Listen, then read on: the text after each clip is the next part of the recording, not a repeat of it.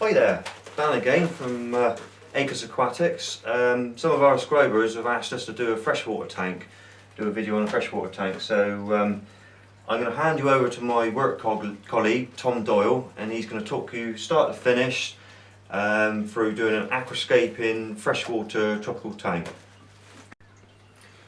Hi there, I'm Tom Doyle from Aquatics, and as Dan said, I'm going to be going through freshwater aquarium and paying a special attention to plants and keeping them alive.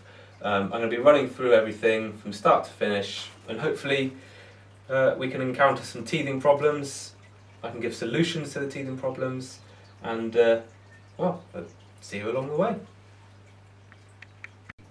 Right, well, the tank is a dual Rio 125 in dark wood.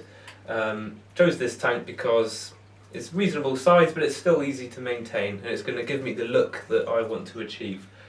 The filter I did cut out. Not that there's anything wrong with the filter that comes with the dual tanks, it's just I wanted to try and minimise what was inside the tank equipment wise as much as possible. So I have an external filter on there with an inline heater. That's another thing out the aquarium. And I've set the temperature of the tank to about 26 degrees. You want to aim for about 26. It's good for general community, keeping everything alive. The lights that came supplied with the tank, I've swapped one tube out for the Arcadia Plant Pro bulb. Basically that's just broadens the light spectrum in the tank so that I can cover all colours and lights that are necessary for the majority of all plants. For the bottom of the tank, substrate wise, I have gone for Fluorite Dark, made by Seachem.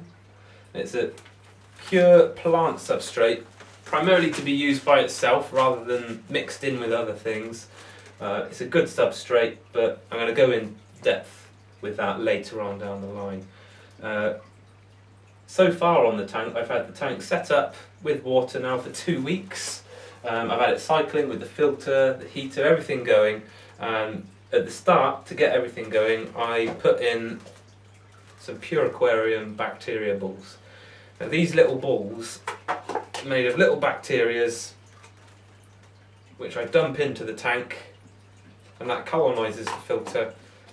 So I have the bacteria there ready to dissolve any ammonia or nitrite I may have.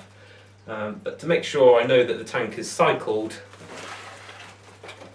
I have myself a test kit just to test for ammonia and nitrite levels, just to make sure that the tank is cycled, because I want to make sure that ammonia and nitrite are absolute zero before I make sure I add anything to the tank livestock wise.